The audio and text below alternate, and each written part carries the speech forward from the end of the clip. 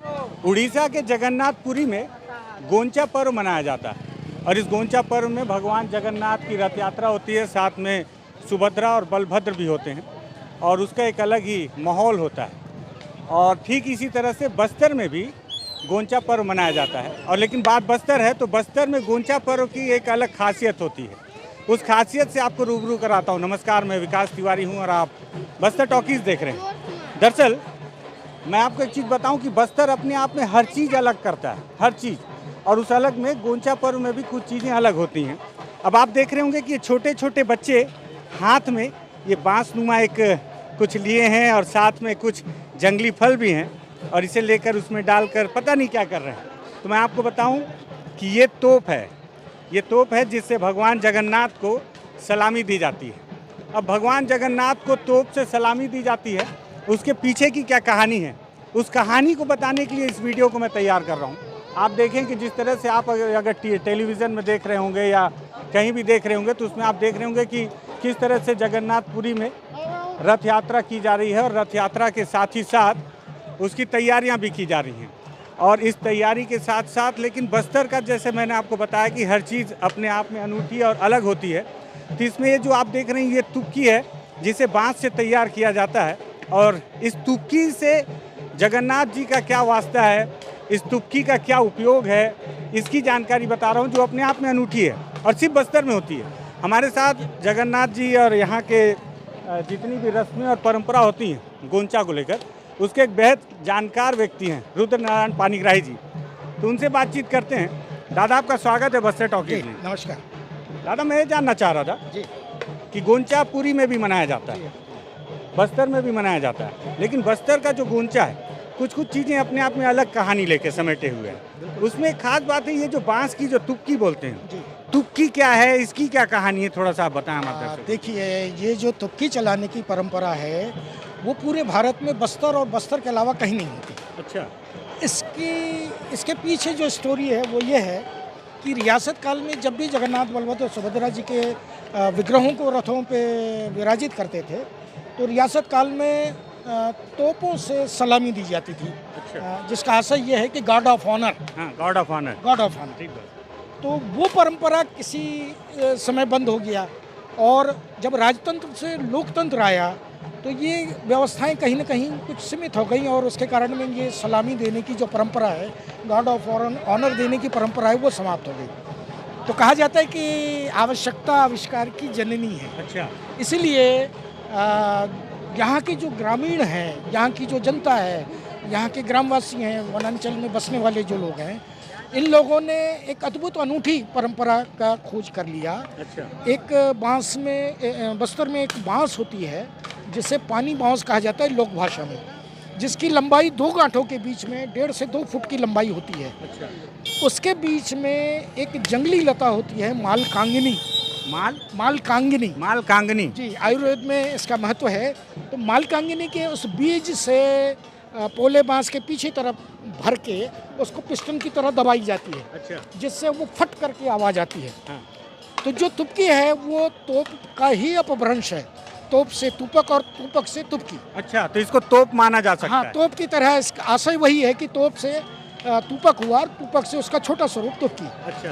तो आज के ज़माने में हर गांव का व्यक्ति, हर ग्रामवासी, वनवासी भगवान जगन्नाथ बलभद्र और सुभद्रा को अपने हाथों से सलामी देता है। अच्छा। और वो भगवान के सम्मान में तुक्की चलाकर आज भी वो कृतज्ञता व्यक्त करता है कि भगवान उनसे वो सलामी लें। और जितने जगन्नाथ भगवान भाव के भूखे हैं उतनी जनता भी है, तो एक दूसरे का परस्पर ये स्वरूप देखने को मिलता है बस्तर में।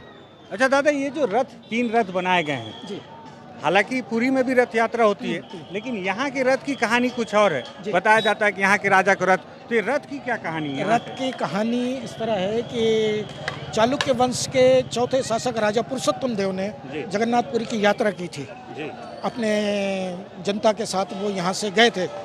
तो कहा जाता है कि राजा पुरुषोत्तम देव को जगन्नाथपुरी में रथपति की उपाधि दी गई थी। जी। और उन्हें 16 चक्कों का रथ प्रदान किया गया था। अच्छा। राजा पुरुषोत्तम देव 1 साल तक वहाँ रुके।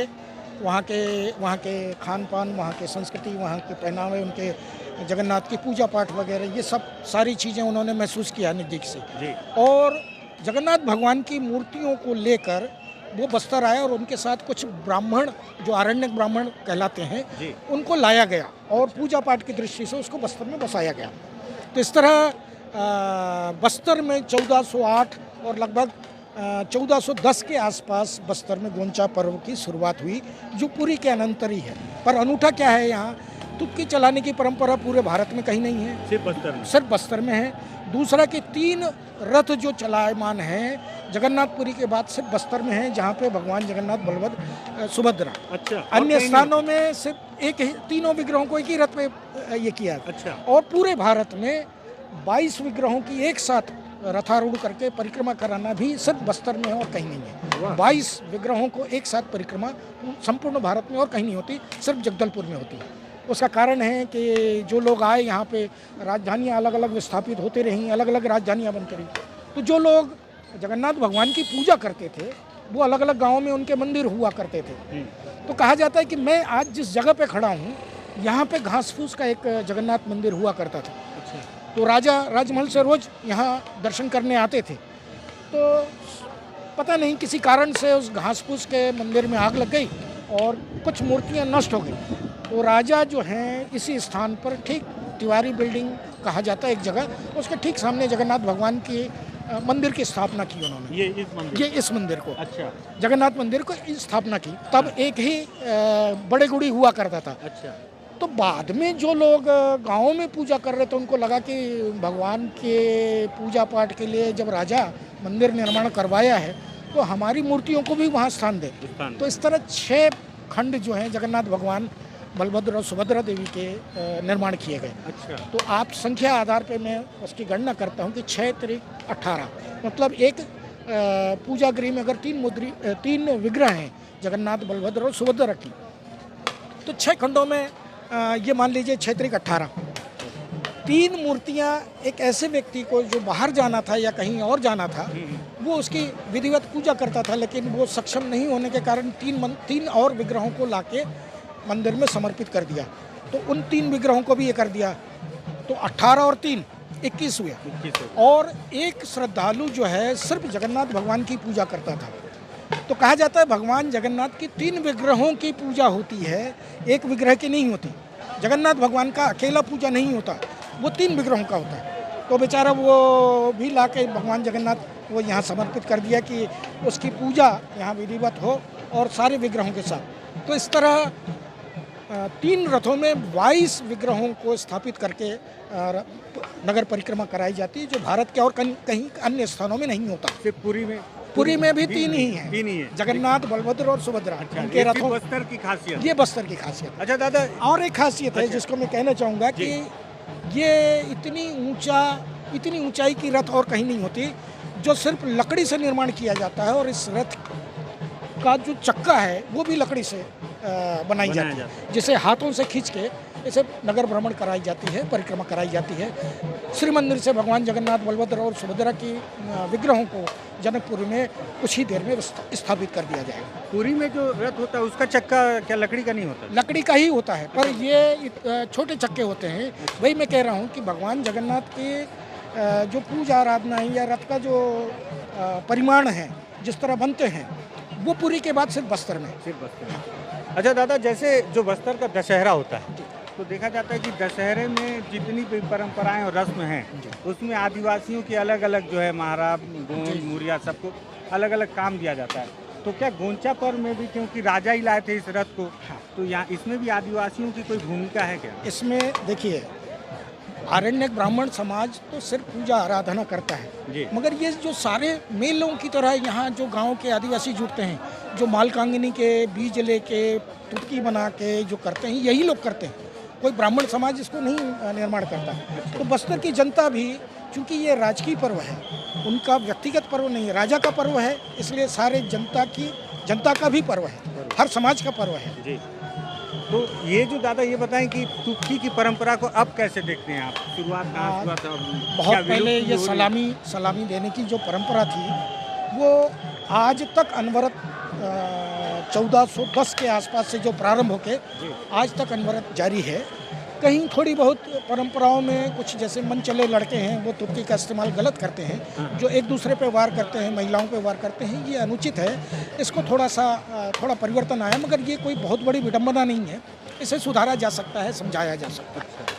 और ग्रामीणों को इससे कितना जुड़ाव हो जाता है तुर्की से लेके, मतलब वो क्या कि इसको सिर्फ व्यापार के तौर पर देखते हैं या फिर परंपरा निभाते आ रहे हैं? नहीं, व्यापार के तौर पे इसलिए नहीं, परंपरा का निर्वहन होता है, क्योंकि ये जो है जनता आम लोगों के लिए जो तुर्की तैयार करते हैं, ये सिर्फ जंगल और ग्रामीण क्षेत्रों में जो उपलब्ध बांस है उससे बनाया जाता है। और धीरे धीरे इन बांसों के पीछे भी एक उद्देश्य शासन को ये करना चाहिए कि ये बांस जो विशेष प्रकार की है तुर्की बनाए जाने के कारण ये विलुप्त ना हो जाए इस प्रजाति को, तो इसके प्लांटेशन के ऊपर भी एक विचार करना चाहिए, इस पर भी काम होना चाहिए।